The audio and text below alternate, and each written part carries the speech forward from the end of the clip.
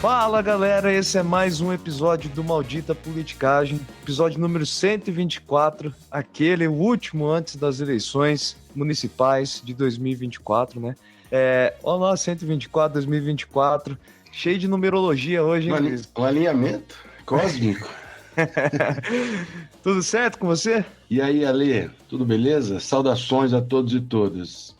Semana muito conturbada em todas as coordenações de campanha do Brasil, como era de se esperar, e aqui na cozinha do Maldita Politicagem, porque a gente deixou para fazer o episódio na quinta, pegando as últimas pesquisas do Datafolha e da Quest, e depois tivemos problemas com o aplicativo para gravar o episódio, e agora vocês vão poder escutar o episódio ao longo do sábado, quem sabe indo votar no domingo. Vai ser um episódio longo, bastante informação, recheado de dados, mas ele vai sair num período depois.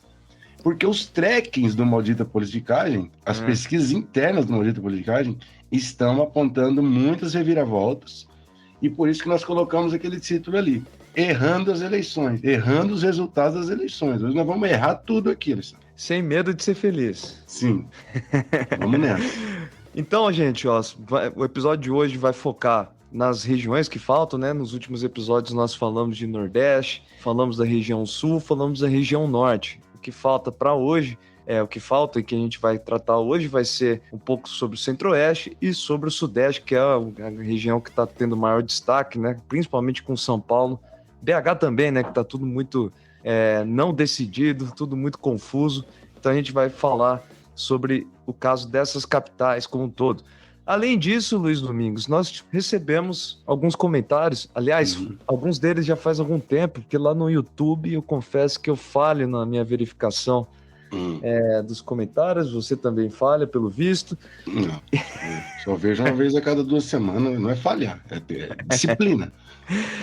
Mas lá atrás, eu me lembro que a gente tinha falado, uma época que os bolsonaristas não, as pessoas mais raivosas estavam descendo o cacete na gente lá nos comentários, e aí a Paula Emília falou, e eu? Ela falou, eu tô aqui, tô presente. Então um abraço para a Paula Emília, que inclusive falou também sobre a possível lojinha da Maldita Politicagem, disse que camisetas, canecas e canetas, né, 0.7 pretas, seria perfeito para a lojinha. Olha lá, cara, gostei. Olha lá, já foi direto ao ponto aqui. Gostei. Lá, vamos deixar para os outros membros do projeto, né? Pensem. Pessoal, olhem aqui a sugestão da Paula, hein? Pelo amor. O Rafael Conrad, que pelo comprimento dele, ele deve ser de querência, tá certo ou não? Eu conheço um cara com esse nome aí. Ele falou, aoba, a foto comentada no início do episódio passado, né? Ilustra a estrada para a represa Juriti, hoje pavimentada com pedras sextavadas. Uma das obras comentadas no decorrer da parte dedicada a Querência do Norte. Paraná. O professor Luiz não reconheceu o local, pois o mesmo há muito tempo não aparece por cá. Tá devendo, Luiz. Então, foi essa foto que eu subi no story lá, mas de fato a estrada tá irreconhecível para quando eu visitava a região. Agora, só um pequeno reparo. O aoba não é aoba, é oba. Então, mandar um abraço para todo mundo. Tem mais um comentário ali? Tem, o Leonardo tá aqui. Eu selecionei 3, né? Tinham outros comentários, peço desculpa a todo mundo, não dá para ler todos, né? Mas o Leonardo Aquino também falou de camiseta com os desenhos das fronteiras de Querência do Norte, representando a malha viária dessa grande metrópole com a logo do Maldita Politicagem. Já é sucesso, ele colocou ali. A galera tá achando que Querência aqui domina a coisa. Ave Maria, se assim tinha um ciúme, Linense. Alessandro, deixa eu colocar aqui algumas outras coisas. Bom, em primeiro lugar, segundamente, é importante sempre ressaltar a campanha de financiamento coletivo. A gente trabalha pela qualificação do conteúdo, às vezes nem os aplicativos e servidores funcionam, mas para a gente trocar e ir melhorando, a gente precisa contar com o apoio dos ouvintes. Então, se você gosta do projeto, considere apoiá-lo por meio do apoia.se/Maldita Politicagem. É um apoio que para os ouvintes pode ser baratinho, eventualmente 5, 10 reais, mas para a gente faz uma diferença enorme para a gente colocar em prática outros projetos nós recebemos uma foto de um egrégio ouvinte do Maldita Politicagem, o Bruno, com a caneca. Mandar um abraço. Então, esses mimos precisam também contar com apoio para eles irem saindo e depois a gente colocar na lojinha, quiçá vai sair até o começo do ano que vem. Segundamente, foi aniversário de um de nós aqui, de você, né, Luiz? Seu aniversário essa semana, completando 58 anos. Eu fiz então, parabéns, muitas completei. Larga de ser ordinário, não é tanto assim.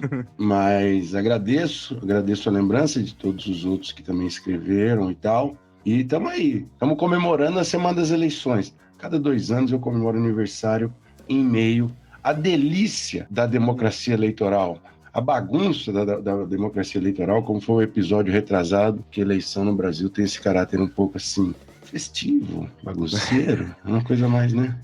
Vamos ver se você vai receber de presente bons resultados para a eleição. E a imagem inicial, que eu não entendi nada com nada aqui. Tem um monte de coisa aqui escrita. Não, então, é porque assim, todo mundo, a imprensa, os cronistas políticos, os youtubers, influencers, todo mundo tenta dar uma palpitada. Nós vamos fazer o nosso aqui. Mas, como regra, muitos erram, nós também vamos errar. A figura, a imagem inicial é o povo Pou. Pô, vou pegar uma referência cringe aqui, uma coisa antiga já, porque na Copa de 2010, acho ainda, na África do Sul, o povo Pou não foi tudo. Não, será? É antigo. Ele era um povo que ficava num aquário na Alemanha, não era em Berlim, era outra cidade, e você colocava uma urna com a bandeira de um país, 2 urnas com a bandeira de 2 países que iam se enfrentar na Copa, e dentro um mexilhão. Aí soltava ele lá de cima, ele vinha descendo, e aí a urna que ele procurasse abrir para se alimentar por primeiro, né, era o palpite do povo. Você vê que até os alemães inventam esse tipo de bobagem, né? Mas o fato é que ele acertou 8 jogos da Copa, uma coisa assim. E aí virou sucesso na cultura do Ocidente. Acho que até a China queria, não é só do Ocidente, do Oriente, porque a China queria fazer um filme sobre a morte do povo Pou. Se vendeu muito bicho de pelúcia e tal. E aí, depois da Copa, eu achei no Wikipédia, já perdi também. Mas tinha uma informação importante que quero ler aqui para vocês. Pou morreu de causas naturais em 26 de outubro de 2010, enquanto descansava. Gostei dessa conclusão.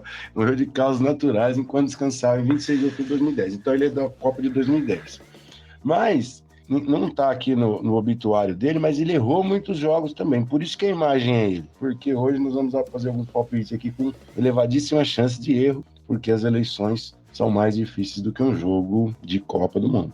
Tá, mas para ser justo com o povo Pou, ele acertou 11 de 13, segundo o Wikipédia, tá? Não, tá muito enviesado essa biografia do povo Pou.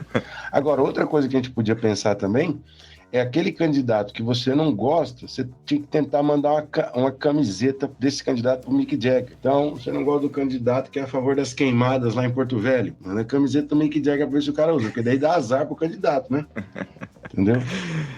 Então é isso, gente. No primeiro bloco, então, nós vamos falar de alguns dados gerais das eleições para 2024, especialmente trazendo aqui alguns bons estudos feitos pelo INCT, o REDEM, né, do INCT, que está aqui em parceria com a Federal do Paraná, inclusive.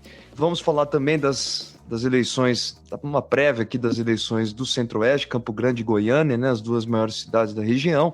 E depois, no segundo bloco, o Luiz vai nos dizer quem vence o primeiro turno no Rio, em BH e em São Paulo. Então, continue com a gente aí, pessoal.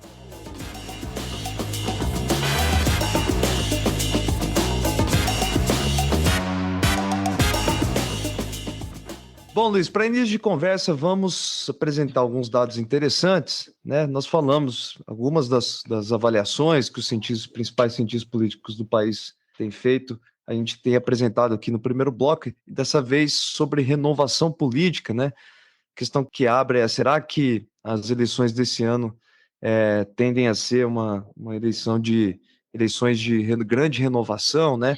Quando a gente olha para os dados do Fábio Vasconcelos, né, no REDEM e INCT, ele mostra que em 2016 apenas 41% dos eleitos eram concorrentes à reeleição, né? E esse número caiu, despencou ainda mais em 2020, apenas 18%. Então nós temos presenciado eleições com pouca reeleição no cenário municipal, né? Para vereadores, né? Para vereadores, isso. Principalmente para vereadores.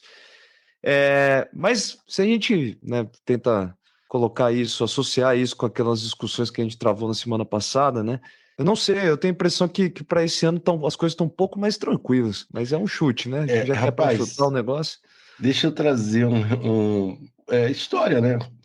Mas histórias reais da vida real. Você sabe que em Querência, o eleitorado lá é de aproximadamente 7 mil, 8 mil eleitores, não tenho certeza, não acompanhei o último recadastramento eleitoral de Querência do Norte, mas era por aí, 7 mil eleitores. E aí o comparecimento vai lá para 5 mil e tal, e aí quando você divide os votos, são 9 cadeiras para vereador, tinha vereador que se elegia com 300 e poucos votos, vereador com 200 e tanto. Alguns, dependendo aí da puxada do partido, se elegia com 180 votos. Então é muito difícil você prever o resultado de uma eleição como essa, porque acontecem coisas, detalhes. Quando tem um cara que está muito forte, né, uma campanha muito bem estruturada, muita imagem, a galera acha que esse cara já está eleito. De última hora tem um movimento para votar em outro, vota no parente.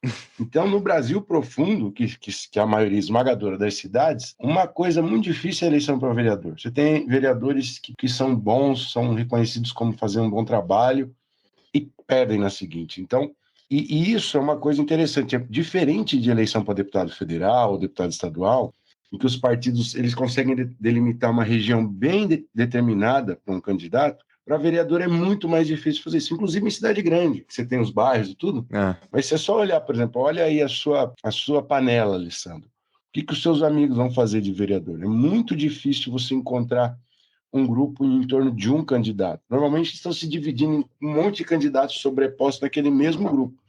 Então, a eleição para vereador no Brasil, ele é o que tem a menor, para usar um jargão aqui da área, menor coordenação eleitoral por parte dos partidos. Então, tem partido que às vezes lança 30 candidatos a vereador e não determina direito onde que eles vão correr.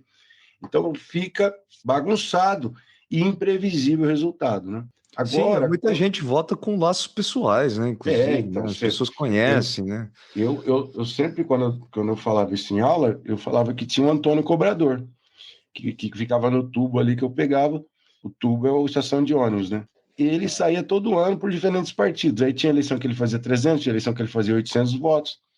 E o eleitor, vou votar no Antônio Cobrador. Então, isso é muito forte na eleição para vereador. Só que esse ano, em particular, nas grandes cidades, o volume de dinheiro do fundo eleitoral de financiamento de campanha, ele permite diminuir um pouco esse risco, porque você tem os grandes candidatos dos grandes partidos, PL, PP, PT, PSD, aí os candidatos saem com 150, 200, 250 mil para um candidato a vereador. Aí a chance desse cara sobe muito. Então, a lógica pode se alterar por causa da coordenação do dinheiro, e não por coordenação geográfica, né? Mas tem uma outra coisa, né? A impressão que nós temos é que nas últimas eleições tinha muito desse voto para renovação, né? Em busca de candidatos antissistemas, né? Não sei, a minha impressão inicial ainda, né? Não tem dado nenhum para isso. É que isso diminuiu um pouco, né, para esse ano. Parece que as coisas estão um pouco mais calmas. Então, pode ser que aqueles políticos. Porque uma coisa que lá atrás, que era mais comum, né, era político que já estava há algum tempo permanecer, né, como vereador um pouco mais tempo. Ainda os dados do Fábio Vasconcelos traz que há uma queda, né, para esse ano. Na verdade, em 2020, em comparação a 2020, aliás, né, de candidatos que são policiais, né, da força policial, e candidatos que utilizam termos religiosos, né, como pastor, irmão, irmã. Então, é para esse ano uma queda acima da queda geral, né, de candidatos que a gente apresentou há uns 2 episódios atrás, né? Caiu o número de candidatos para vereador, mas a queda é ainda maior para esses que utilizam nomenclaturas, né, de força policial e religiosas, né? Bom, uma outra notícia boa aparece. Só ainda no campo do... Já que nós estamos... esse é o Tem Tabela, Alessandro? Essa é a parte Não é não. Não, é porque eu queria trazer te dou um dado que talvez fosse mais coerente com o episódio passado, que a gente falava da Força Central, mas ainda cabe. Porque tem os 103 municípios brasileiros que têm segundo turno, portanto, mais de 200 mil eleitores. Podem ter segundo turno se o candidato primeiro colocado não passar de 50% mais um dos votos válidos. Aí vai para o segundo turno. São 103 municípios. Uma informação que eu achei no site do Terra, que é o seguinte: aqueles partidos do Centrão que nós estamos abordando nesses episódios sobre as eleições, então escutem o anterior e o retrasado. União Brasil tende a eleger 19 prefeitos, PL 15, PSD 14, MDB 11 e PP 10. Esses 5 partidos vão fazer, segundo essa previsão das pesquisas, 70 das 103 maiores cidades do Brasil. Então, a gente olha nas capitais, percebe que o Centrão está moendo, né? Está tomando a dianteira. Nas cidades médias, com o segundo turno, aqui são cidades grandes e médias. Também dá para ver essa tendência. Bom, e aí, como você falou, né, o dinheiro conta, né? A gente, com as análises também feitas em 2016 e 2020, há uma tendência de candidatos com maiores bens declarados, né? A mediana de bens declarados maiores, acaba sendo diferencial para sucesso nas eleições, tanto para vereador quanto para prefeito, e quando a gente analisa homens e mulheres também, a diferença se mantém. Ter o dinheirinho faz parte da coisa, né? Aqui em Curitiba que o diga, né? Isso também é dado do Fábio Vasconcelos, do Redem, também. Né? É uma continuação apenas.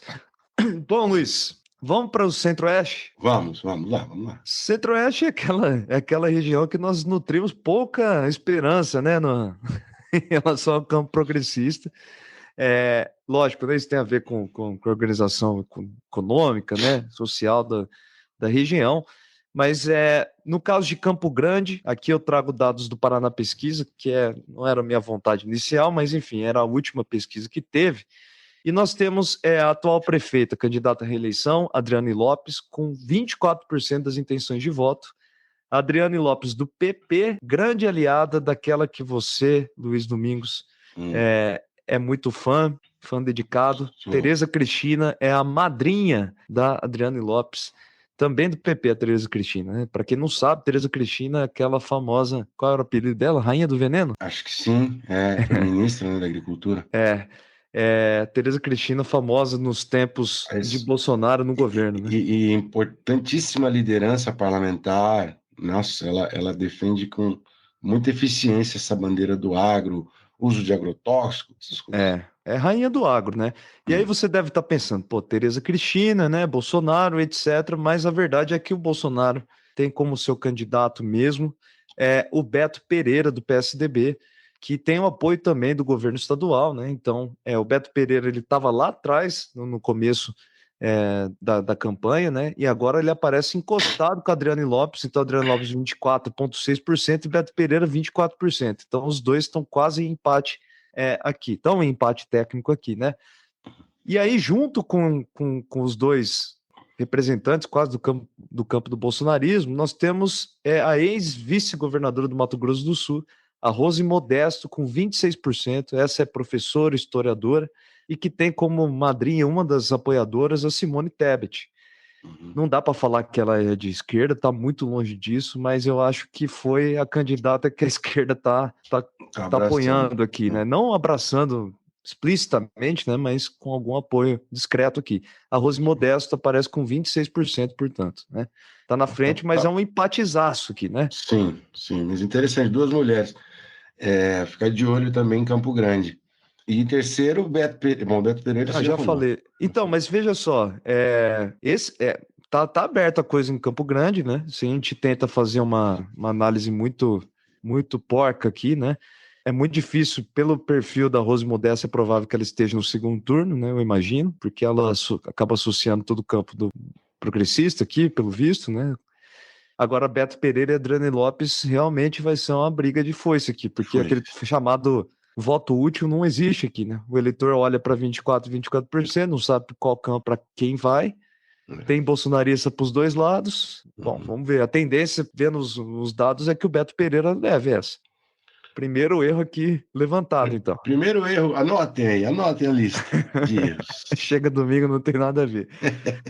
E aí, Goiânia. Goiânia, grande Goiânia. Goiânia, e o cenário é de Caiado junto a Bolsonaro contra PT, né, nos apoios. Porque nós temos o Sandro Mabel, né, do União Brasil, na liderança com 27% das intenções de voto, tem crescido muito rápido. Na última semana, inclusive, os jornais locais têm apontado uma blitz do Bolsonaro e do Caiado no apoio desse candidato, né? E em segundo lugar, que estava na liderança antes, a Adriana Acorce, do PT, estava com 22%, tem caído. Então, aquela famosa boca do jacaré que você falou na semana passada. Clichês eleitorais, sim. Uhum. Essa boca do jacaré está aparecendo aqui em Goiânia, porque um candidato apontado para cima, outro para baixo. E em terceiro lugar, o Vanderlei Cardoso, do PSD, aparece com 15%. Né? Então, vamos ver se... É muito improvável, né, que o Sandro Mabel consiga levar no primeiro turno. A tendência é ter ele contra um desses dois candidatos aqui, que estão quase em empate técnico. Só um rápido pé de página, nota de pé de página. Essa semana teve uma semi-rusga entre o Bolsonaro e o Caiado lá em Goiânia. Você viu? Você soube disso? Porque o Bolsonaro parece que falou num comício que o ex-governador Itatati era covarde, foi da covarde na pandemia, só que ele não nomeou o Caiado. Aí a Folha de São Paulo foi falar com o Caiado se fez de besta para não bater de frente com o Bolsonaro, mas disse que Deus o poupou do sentimento de medo. Então, quer dizer o Caiado falou isso? Falou que não e que ele é candidato a presidente da República. Então, a eleição para prefeito tem esse aspecto de ser uma prévia do clima que vai ser articulação para a candidatura para presidente e governador em 2026. Então, essas rusgas, essas coisas, elas vão sendo cevadas, alimentando as estratégias para 2026. Interessante. Aí o Caiado cutucou, mas não bateu de frente com o Bolsonaro. Só lembrando aqui, Luiz, a Adriana Corse, essa candidata do PT, que está caindo, né, de forma preocupante até, ela é delegada, né? Se ela estivesse no PL, ela chamaria, né, delegada Adriana, né? Seria o nome dela político, mas ela é do PT. Ela é do PT e ela é mestre em ciências criminais. Interessante, né? Um nome importante. Poderia ser ministro de alguma função importante no governo posteriormente. Bom, agora sim tem tabela, Luiz. Sim, vamos. Eu confesso que eu estava ouvindo o assunto dessa semana, não sei se você chegou a ouvir, e eles falavam que o número de votos ou de pessoas que declaram que não sabem quem vai votar ou em votos brancos era muito alto e preocupante, etc., né? Que isso deixava imprevisível o resultado das eleições. Eu concordo com isso, mas não sei, veja só, as últimas eleições, as últimas pesquisas de ontem, né, aliás, que era o último dia, apontam para 14% a soma dos que não sabem, brancos e nulos, tudo somado, né? 14% no Rio de Janeiro, 14% em São Paulo, 12% em Belo Horizonte. Mas na estimulada, viu? Sim. Porque na espontânea chega a 45%. 45%. Então, esse que é o dado que é importante. Só que se pegar esse dado aqui na estimulada, a diferença não é muito grande com o resultado das eleições de 2020, que somam 15%. Vamos ver se o peso dessa estimulada ou da espontânea vai ser grande nessa fase final, porque se realmente a gente ir para o lado de que os eleitores não sabem e vão decidir em cima da hora, a gente vai ter reviravoltas enormes no domingo, né? Eu acho que é isso, eu acho que as reviravoltas estão vindo a caminho e aumentando o trote, porque a tendência é que você tenha algumas reviravoltas em alguns lugares importantes aqui agora, de hoje até domingo. Perfeito. Inclusive, tem algumas capitais, né, que alguns enfrentamentos jurídicos, né, impediram a divulgação das últimas pesquisas eleitorais, o caso de Curitiba, por exemplo, mas algumas das que a gente pesquisa aqui não aparece, né, a pesquisa eleitoral, né? Tem algumas cidades que são institutos menores. A Quest está em todas as capitais, mas não são pesquisas com tanta frequência, né? Então, para pegar uma mais recente, às vezes tem que pegar de outro instituto. Agora, você sabe que os boatos são de que quando uma campanha tenta barrar a publicação de uma pesquisa, é que tem boi na linha, né? Ele tá, o staff da campanha tá sentindo o chão tremer porque vem vindo onda eleitoral contra a candidatura desse candidato. Só para contextualizar, para quem não é de Curitiba, a campanha do favorito aqui do Eduardo Pimentel, que nós abordamos no episódio passado, está tentando barrar na justiça a pesquisa Quest de sábado. Aliás, está barrando um monte de coisa, né? Mas isso a censura também chamada, né? Tinha acusação importante, tinha uma série de coisas. Coação de funcionário público para doar para a campanha. Então, bom, mas o movimento subterrâneo que estão sendo apontado nas trackings é de que a Cristina Grael, candidata uber bolsonarista, porque tem um bolsonarismo mais invernizado e tem um bolsonarismo mais podrão. Esse bolsonarismo está crescendo e pode tomar voto do Pimentel até domingo, e havia muita expectativa de que ele pudesse ganhar no primeiro turno, e essa pesquisa de sábado pode jogar por terra isso. Eu acho que aqui em Curitiba estava muito fragmentado, né, os votos. Eu acho que de última hora pode ser que nós sejamos surpreendidos também com a coisa do voto útil, né? Muito daqueles que estavam querendo apoiar outros candidatos acabam mudando o voto de última hora. Bom, vamos ver o que acontece.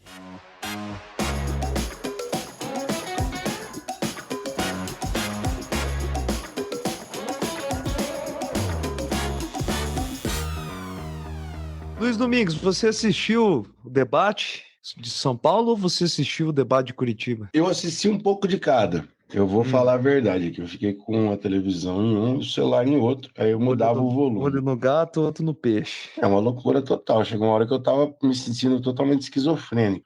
Mas o debate de São Paulo tinha mais expectativa, de mais confusão. E tem uma disputa, tinha até ontem pelo menos, uma disputa mais embolada, mais difícil. Então, muita expectativa para aquele debate. E aqui em Curitiba estava morno, mas o debate de Curitiba foi animadinho. Teve pontos altos. O Requião fez uma... É o Requião que brilha, né, cara? Porque... Não, ele brilha, mas ele faz também. Porque teve uma hora que ele perguntou para Grael, que é essa bolsonarista extremista, que não tem dinheiro do fundo eleitoral, como ele, Requião, e eles ficaram se colocando como candidatos outsiders. Veja bem, o Requião, 3 vezes governador, 2 vezes senador, se colocando como outsider. E aí, ele fazendo uma tabelinha e levantando a bola para a extrema-direita, sabe? Uma coisa muito maluca, assim. E aí, no meio das frases, ele colocou 2 frases do Lenin. Ele tá maluco, pô, você tá de brincadeira. Bom, teve essas coisas, teve... Ex-governador Roberto Requião, que nós temos uma entrevista, inclusive, se vocês puderem votar lá grande momento na lista de episódios. Grande momento no Maldita Politicagem. Mas, enfim, vamos a São Paulo? Curitiba a gente já falou, vamos... Você achou, então, eu ia perguntar para você achou que o nosso querido Pablo Marcel estava mais contido? Ah, sim, ele mudou a persona ali, ele mudou a personagem. Quando ele foi provocado, ele caiu dentro no bate-boca. Só que ele tentou não ser o provocador, esse é o primeiro ponto. Mas ele enfrentou com certa aspereza o Boulos por 3 vezes, e também bateu de frente com o Ricardo Nunes. Agora, o padrão do debate foi Boulos e Marcel batendo no Nunes. Então, a pior... As pesquisas qualitativas que a Andréa Sadi mencionou no programa depois, da Globo News, diziam que o pior tinha sido o Ricardo Nunes e os 2 melhores, dependendo do bloco, Marçal e Boulos. Então a eleição tá com esse movimento de última hora aí de ver se o Nunes perde a dianteira para o Marçal, e aí vai Marçal e Boulos no segundo turno. Essa é uma eleição que não dá para ter a menor ideia do que vai acontecer. Essa aqui é boa para errar, Alessandro. Você tem vontade de errar? Vamos lá, mas Luiz, vamos fazer uma introdução aqui, que a gente parte do princípio que todo mundo sabe, às vezes não sabe, né? Nós temos o Guilherme Boulos, candidato do PSOL, né, que está representando uma aliança do campo da esquerda, campo progressista na cidade, né? O PT está com a Marta Suplicy como vice dessa chapa. Ricardo Nunes, atual prefeito do MDB, com apoio do governador de São Paulo, né? Posso dar mais uma palhinha? Pode, sobre vai lá. O Nunes, se vocês procurarem a figura dele, a maioria já deve ter visto, mas ele é desses políticos com um certo ar de PMD, cheiro de MDB, estilo do MDB, sem aquele carisma. aquele carisma de um Requião nos tempos áureos, né? Dá a impressão que tudo que ele faz é por trás dos bastidores, né? Cara do MDB, né? Então ele tinha uma empresa de pesticida, de detetização de containers, coisa que deve ter alguma relação com o Michel Temer, porque o Michel Temer tinha negócios no Porto de Santos, enfim. Aí ele montou uma associação dessas empresas, virou dirigente empresarial, assim, Vereador. daí vereador por 2 mandatos. Aí o pulo da história, da vida dele, é que o Bruno Covas foi o vice do Dória, em 2016. O Dória saiu a governador em 2018, o Bruno Covas assumiu a prefeitura. O Bruno Covas foi para a reeleição em 2020, lutando contra um câncer, e aí houve uma disputa muito demorada para saber quem que ia ser o vice do Bruno Covas. Foi cogitado Joyce Hasselmann, que na época era uma liderança da extrema-direita, que aí depois caiu pelas tabelas quando brigou com o Bolsonaro. A Marta Suplicy, era do PMDB na época, foi cogitada, só que não foi colocada porque tinha histórico de ser do PT. E aí, um outro medalhão do PSDB, que eu não me lembro agora, e aí até que escolheram o Ricardo Nunes, que era um vereador de certa importância na Câmara, mas não tinha o perfil para ser prefeito ou vice-prefeito de São Paulo, não tinha carreira suficiente.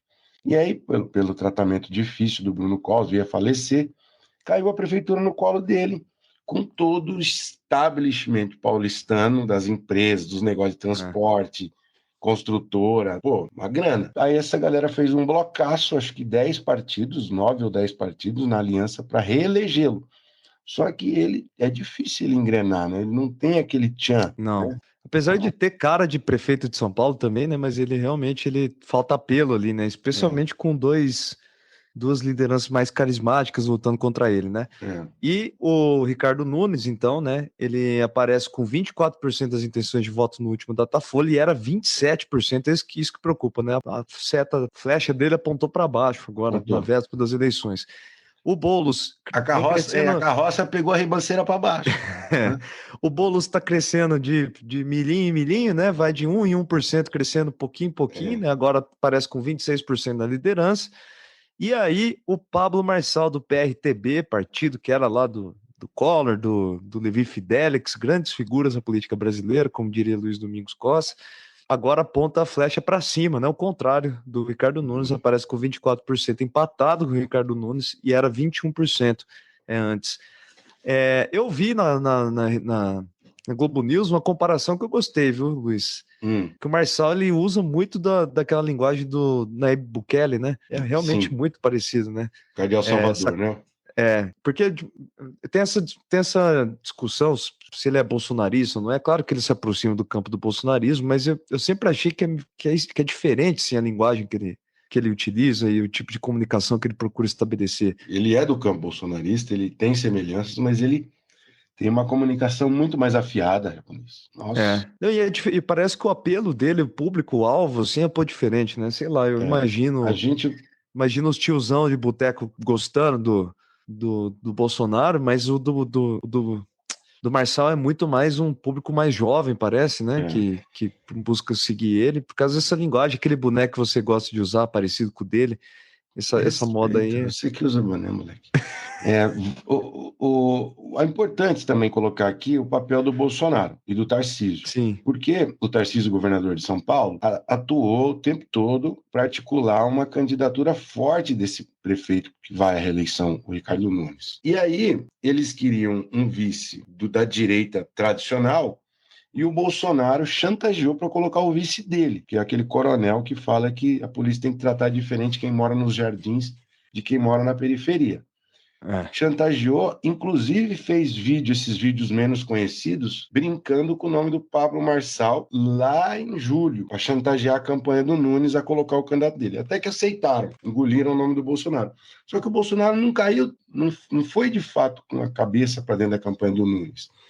Só que ele também não fez campanha para o Marçal, ele ficou em cima do muro.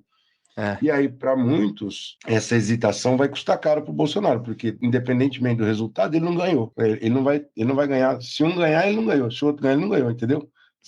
Se o Nunes ganhar, ele não apoiou. Então, não é uma vitória dele, é uma vitória do Tarcísio. Se o Marçal ganhar, pior, porque é um filho, é um novo representante da direita rachando a base eleitoral dele, entendeu? Sim. E Então, não há não há uma indicação de que o Marçal ele faz parte do grupo político do do clã, Bolsonaro, não. né? E, na Depois verdade, ele eles vão ter que articular, né? eles vão Mas ter que articular, mas ele é um cara que é difícil de controlar. Agora, na reta final, nós temos o palpite para São Paulo, Alessandro? Você apostaria uma nota de R$ 2? bom, com essa última, eu achava que ia dar outra coisa, né? Mas com essa última pesquisa aqui, a coisa parece ter uma tendência meio clara aqui de Boulos contra Marçal, não acha, não? Eu tô achando, só tem uma coisa que segura cravar isso assim com muita alegria, não, muito entusiasmo, nem entusiasmo, com muita certeza, vamos lá. É que o Malafaia, ele é o defensor da candidatura do Nunes. É. E o Malafaia disse que ia fazer um trabalho forte nas igrejas evangélicas que tendem a ter uma certa disciplina no voto. A única coisa que Sim. pode salvar o Nunes para ele ir para o segundo turno. Mas esse voto bolsonarista, como aconteceu em muitas eleições, ele é um voto silencioso, assim, silencioso. O Zap, aquele movimento de sábado para domingo, aconteceu em 18. Em 18 o Bolsonaro estava com 47% na véspera. Aumenta em cima da hora, né? E chegou a eleição no primeiro turno, com 53% dos votos em 2018. Pulou 6%. E isso aconteceu em 2022 de novo. Então é possível que isso aconteça com o Marçal, né? Mas o que parecia que estava tranquilo é que o Marçal não se movia, né? As pesquisas indicavam que estava tudo muito estável, né? As coisas. Só que agora, nas últimas eleições, parece que esse movimento já começou, né? Esse movimento de começar a ativar as redes, etc., a galera querer mobilizar as suas bases. Se o Marçal for para o segundo turno, a gente faz um episódio sobre o perfil dele, as diferenças com o Bolsonaro, que a gente já falou que devia fazer a despeito da antipatia que ele causa em você, Alessandro, somente. Você tá preparado para a numerologia da coisa aqui? Vai. Ó, saca só, em 88, a Prefeitura de São Paulo foi ocupada, né, foi vencida, aliás, pela Luísa Erundina, grande Luísa Erundina, pelo Partido dos Trabalhadores. Depois dela, seguiu dois governos de direita, duas prefeituras de direita, Paulo Maluf e Celso Pitta. Certo? Certo. Depois de dois governos de direita, vem Marta Suplicy pelo Partido dos Trabalhadores. E aí depois, né, na sequência, de novo, dois governos alinhados à direita, José Serra e Gilberto Kassab. E aí vem Fernando Haddad. E de novo, dois governos à direita. Então, a cada dois governos de direita aparece um de esquerda, né? É 2-1. 2-1 sempre, né? Desde 88. Então significa que, segundo a numerologia aqui da coisa... Segundo esse alinhamento dos astros, Guilherme Boulos tem chances aqui, Luiz. Ô, louco, agora os boulistas ficaram alucinados com essa abordagem. Não tinha me dado conta desse tchan-tchan. Coisa muito boa. Aí, não precisa nem olhar o número da pesquisa. Quem acredita no alinhamento, só olha a história. Vai que vai, né? Bom, quer falar mais alguma coisa de São Paulo ou vamos para o Rio de Janeiro? Tô satisfeito. Satisfeito? Rio de Janeiro, então, Luiz. Também vamos utilizar aqui os dados da última pesquisa do Datafolha, de quinta-feira, né?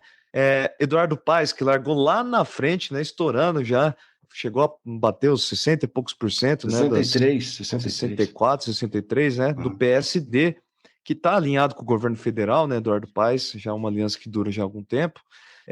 Vem caindo um pouquinho, hein? De pouco em pouco. Vem caindo de pouco em pouco, aparece com 54% das intenções de voto. O Alexandre Ramagem caminha para a direção oposta, né? O candidato do Bolsonaro, né? Que inclusive apesar de ter o apoio do Cláudio Castro, ele deu uma chapuletada no Cláudio Castro, né? Ontem. O candidato, o governador que é do partido dele, falou que é medíocre. Então, pois é. Ele vem subindo, né? Ele aparece com 22%. A grande questão do Rio de Janeiro, lá em terceiro lugar tem o Tarcísio Mota do PSOL com 4%, mas a grande questão que fica no Rio é se vai dar tempo do Ramagem aparecer para o público carioca, né? Que a impressão é essa, né? Que as pessoas ainda não conhecem completamente ele, que ele faz um intensivão aqui para conseguir ser reconhecido pelo público bolsonarista e ganhar essa parcela do voto que tem sido forte lá, né? Olha, Alessandro, deixa eu complicar um pouco. O Instituto Atlas Intel, que tem uma metodologia de coleta de dados muito diferente dos demais, deu um resultado muito diferente. Numa pesquisa, acho que do final da semana passada, começo dessa última semana da campanha. 49 para o Eduardo Paes e 35 para o Ramagem. 10% a mais. Porque no Datafolha, o Ramagem está com 24. 22. E no Atlas Intel, 35. O fato é que existe uma tendência incontestável de crescimento do Ramagem à medida em que o eleitorado bolsonarista foi descobrindo que ele era o candidato do Bolsonaro e diz que o Bolsonaro exigiu do Valdemar muito dinheiro do PL. Então, descarregaram grana na campanha do Ramagem lá. Sim. Da tendência de crescimento. Vamos ver se eu tenho a impressão que o Bolsonaro estava concentrado no Rio de Janeiro nesses últimos dias aí. Mas é isso, tem que ver se vai dar tempo, né, de levar para o segundo turno, porque se realmente se leva para o segundo turno, a coisa muda aqui, né? Porque o Ramagem está em franca ascensão aqui, né? Mas que o Eduardo Paes é muito bem avaliado e tem uma frente gigantesca lá. Até aquele Ottoni de Paula de direita. A frente ampla do Eduardo Paes vai do Ottoni de Paula, pastor bolsonarista, ao Marcelo Freixo. É uma frente absurda. Então, vai ser uma luta de foice no segundo turno. A corrida é para ver se vai dar tempo de tirar a voto dele, né? Com todos. O que você acha? Agora é sua vez de chutar. Não, eu acho que aqui que tá no primeiro turno. Vai dar no primeiro turno? É difícil. Cravado em cima, né? O nome do episódio é Errando as Eleições. 50% e meio. Vai ser na luta aqui, né? Você tá achando que vai pro segundo turno? Ai, cara. Eu espero que sim, mas eu não sei não, viu? Eu acho que ele despencou meio rápido, assim. Foi meio rápido essa coisa dos 60 e poucos por cento para 54. Mas vamos ver. Eu vou chutar que ele leva no primeiro turno, mas acho que vai ser apertado a coisa. Apesar de achar que ele leva no segundo turno daí, né? Que tá ficando muito perto. Agora sim, mais bagunçado que São Paulo, mais bagunçado que Rio de Janeiro, tá a coisa em Belo Horizonte. Meu Deus do céu, cada pesquisa eleitoral que sai, a coisa muda, né? Bom, então para todo mundo ficar sabendo, em BH, ao longo das pesquisas eleitorais, da campanha, nós tínhamos como liderança, né, que ficou durante boa parte do tempo na liderança das intenções de voto, o Mauro Tramonte, que é o Datena Mineiro. Você concorda, Luiz? Posso chamar ele dessa forma? Sim, que é do Republicanos, né? Ele tinha um programa de TV que fazia exatamente a mesma coisa do Datena, né, em São Paulo. Ficava comentando lá os crimes, etc. E o Tramonte, ele ficou na liderança, mas ele apareceu nas últimas pesquisas com 21% das intenções de voto, né? Esse candidatão do Republicanos, que tem o apoio, inclusive, do Zema, né? Do Zema e do Calil, o ex-prefeito. Calil. Então, a coisa com o Calil era meio... Não, o Calil apoia ele sim, que brigou com o PT. Brigou com o PT e brigou com o Noman também, então. O Calil é esquisita a posição dele, né? Porque ele era aliado ao Fad Noman, né? Mas então, o Tramonte estava na liderança, só que ele apareceu com 21%, a mesma porcentagem dos outros candidatos que antes estavam atrás dele, né? Então, o Bruno Engler, do PL, vocês batam a foto aí, ele só de olhar para a cara dele, você sabe que ele é candidato do campo do bolsonarismo, que é nascido em Curitiba, inclusive, né? Essa coisa. Essa informação ninguém tem. Essa informação nenhum veículo tem. Foi acusado pelo Lucas Neto de espalhar fake news sobre ele. Foi um dos primeiros a comprar briga com o Lucas Neto nesses embates importantíssimos daquela rede que não existe mais no Brasil. Agora voltou, não sei, o Twitter? Não, vai voltar semana que vem. Tá.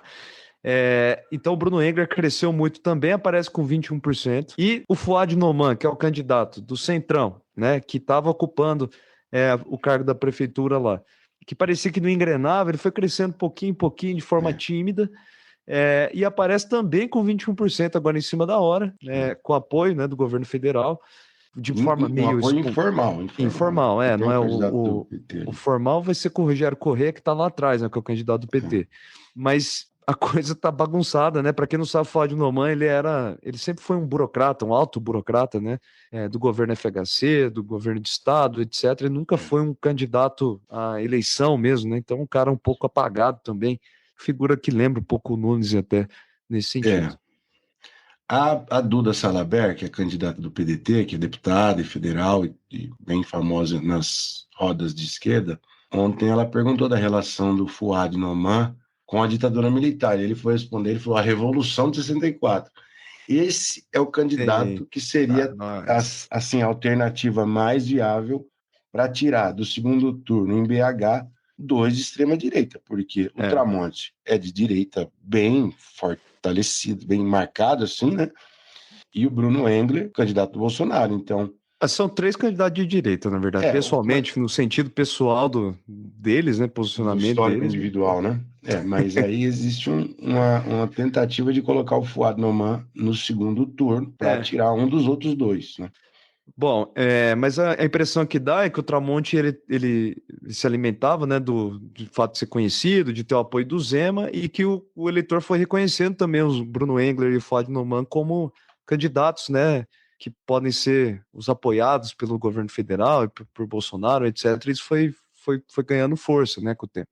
Quem é de BH aí pode enviar para a gente mais informações sobre esses candidatos todos. Aqui não dá para chutar, né? Você quer chutar? Pelo amor. Não, aí não tem jeito. É empate numérico, não é nem empate técnico. Empate 21, 21, 21. Dificílimo. E lembrando que as eleições em BH vão ter uma coisa interessante esse ano, né? Eles vão votar também pela mudança da bandeira. Pô, que informação preciosa, rapaz. O Homer que cavocou essa? Então, o Homer cavucou essa, obrigado, Homer, como sempre, muito preciso, mas eu tava lá e eu tava essa era a discussão dos botecos de Belo Horizonte ali há 1 mês atrás, 2 meses Grande atrás. discussão, você está lá em Belo Horizonte? E a galera mostrando bandeira, ó, que a bandeira vai ser assim, e eu pensando, meio chapuletado já, né? Já tava pensando assim, nossa, aqui eu tenho que contar no podcast. Aí a coisa é que. Conta com detalhe. Então, mas aí eu tava animado demais, eu não lembro mais dos detalhes, né? Mas tem um negócio que desenha lá, né? Não, então, eu fui procurar depois que eu vi no roteiro ontem aqui. E aí foi o seguinte, a bandeira, que atual, é de 1995, ela é o brasão de Belo Horizonte, um deles, dos muitos brasões que a cidade teve, mais recente, e o fundo branco. Aí um designer gráfico, um dia estava lá, olhou para a bandeira e falou, não gosto dessa bandeira, vou fazer outra. E aí ele fez uma crítica, que a bandeira é muito confusa, não é facilmente reconhecível, não confere identidade para a bandeira associando a cidade. E pegou lá um monte, ou uma serra, o céu e o sol. E ele fez uma bandeira mais simples. E aí isso bombou na internet, nas assim chamadas redes sociais, e aí virou um projeto de lei para uma consulta popular que vai ser agora. Então, o eleitor de Belo Horizonte, depois de votar para vereador e para prefeito, vai analisar se ele muda a bandeira do município. Interessante, né? Interessante.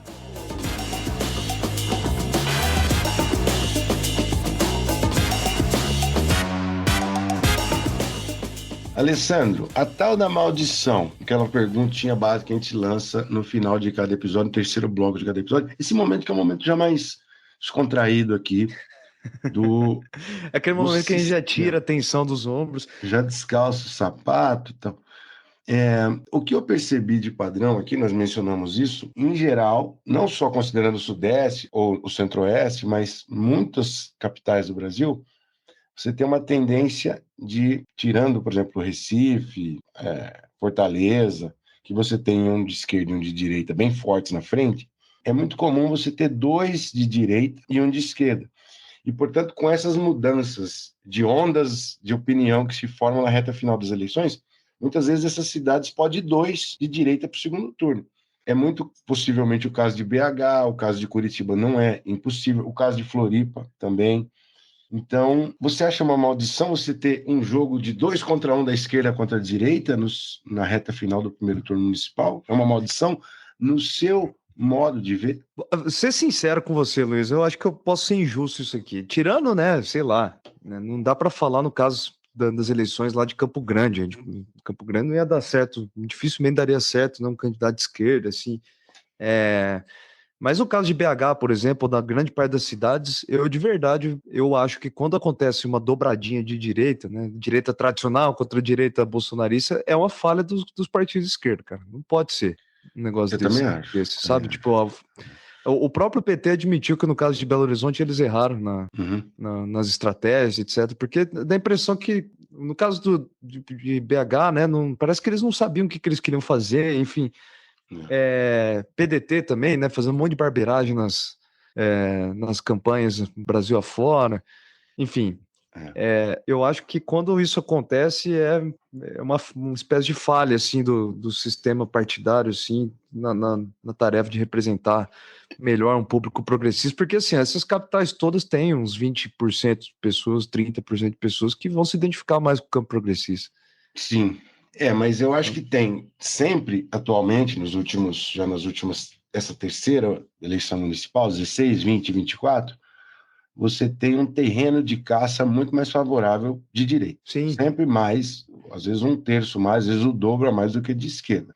sim. Então, para a esquerda lançar mais de um candidato é muito equívoco, muito errado, né? Você não lê esse cenário, por exemplo, Curitiba, você tem 2 candidatos de esquerda e 3 com o candidato do PSOL. Isso fragmenta a votação e corre o risco de perder o segundo turno.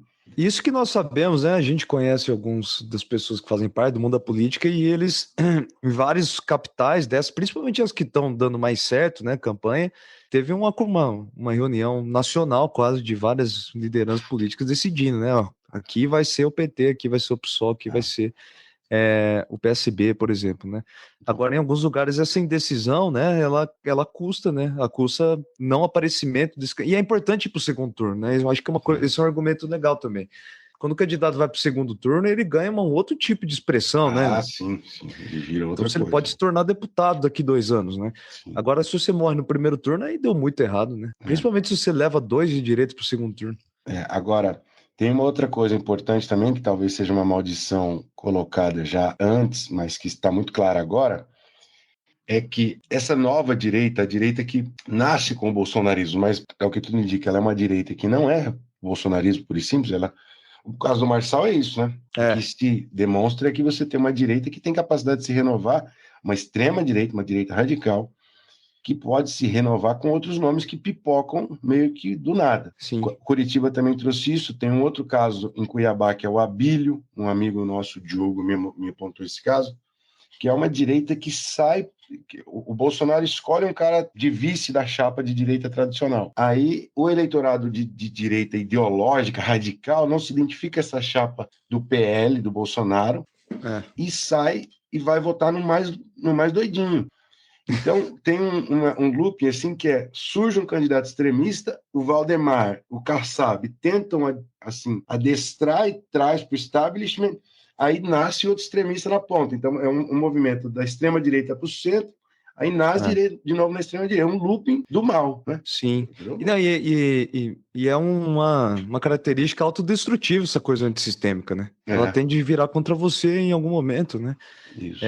Eu tenho a impressão também que o bolsonarismo, que a extrema-direita brasileira tá tomando outro rumo já, cara. E nada animador, assim, né? E o Lavareda falou que, o pesquisador, cientista por Lavareda, falou que essas eleições são uma espécie de eleições prévias, primárias, para a organização desse grande campo forte da direita em 2026. Isso que é importante analisar o que vai acontecer. O difícil vai ser eles alinharem, eles vão ter, talvez, né, um cenário de dificuldade igual a esquerda sempre tem, né? Sim.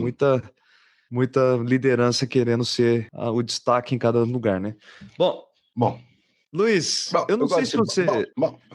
Eu não sei se você preparou um querência para hoje. Não, hoje nós não temos querência. Querência é um episódio inteiro.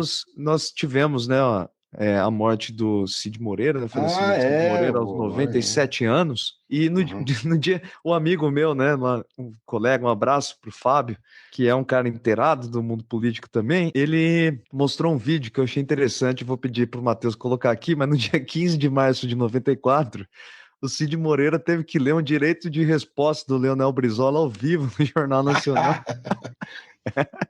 E o Leonel Brizola desceu a marreta na voz do Cid Moreira ao vivo, 8 horas da noite, né, para todo o público nacional. Então, ouçam lá. Todos sabem que eu, Leonel Brizola, só posso ocupar espaço na Globo quando amparado pela justiça. Aqui cita o meu nome para ser intrigado, desmerecido e achincalhado perante o povo brasileiro. Quinta-feira, neste mesmo Jornal Nacional, a pretexto de citar a editorial de O Globo, fui acusado na minha honra e, pior, apontado como alguém de mente senil. Ora, tenho 70 anos, 16 a menos que meu difamador Roberto Marinho, que tem 86 anos. Se é esse o conceito que tem sobre os homens de cabelos brancos, que os use para si. Não reconheço a Globo autoridade em matéria de liberdade de imprensa e basta para isso olhar a sua longa e cordial convivência com os regimes autoritários e com a ditadura de 20 anos que dominou o nosso país.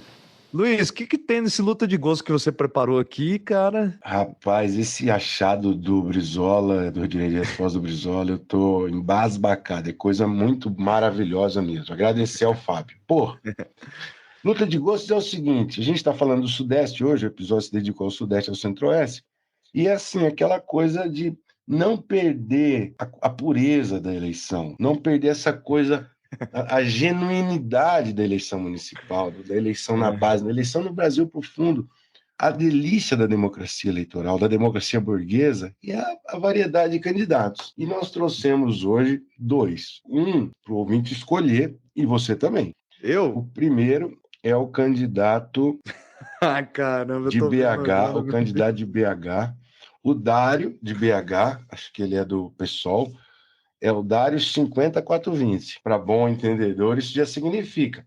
Matheus vai colocar o jingle da campanha dele. Baseado na sua consciência, baseado na sua mente, aperta 50, 4,20. 50 do sol, 4,20 da planta. Depois não esquece, aperta o verde e confirma. Dário 4,20. E o segundo é o Cabeção, candidato a vereador pelo Rio de Janeiro. Serginho Rondiakoff. Serginho Rondiakoff foi um personagem, isso aqui é cringe, hein? Personagem da novela Malhação lá atrás. Uma pegada meio Charlie Brown Jr. Vamos lá escutar.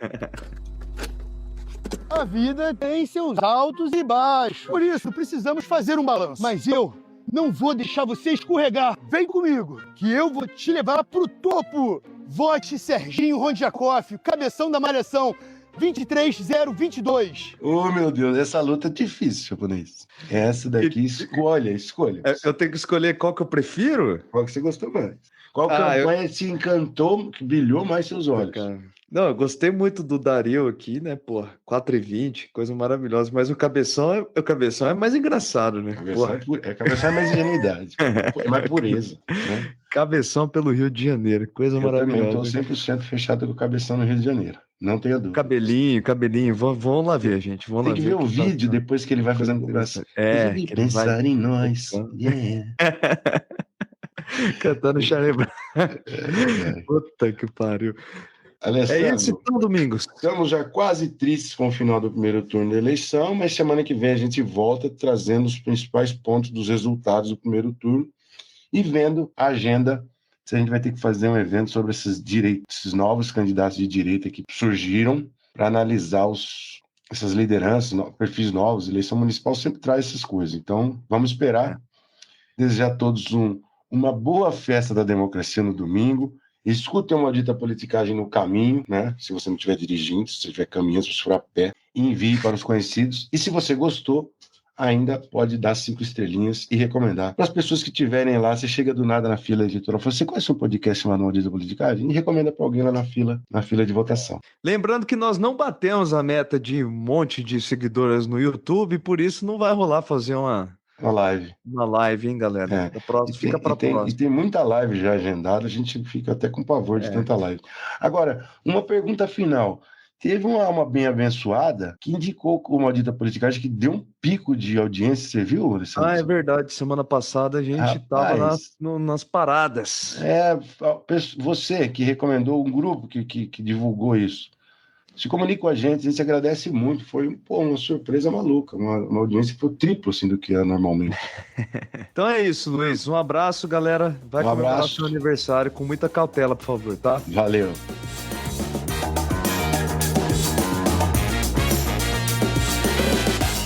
O Maldita Politicagem tem roteiro e produção de Luiz Domingos Costa e Alessandro Tokumoto, edição de áudio de Matheus Bittencourt, finalização de áudio e identidade visual de Fábio Tokumoto.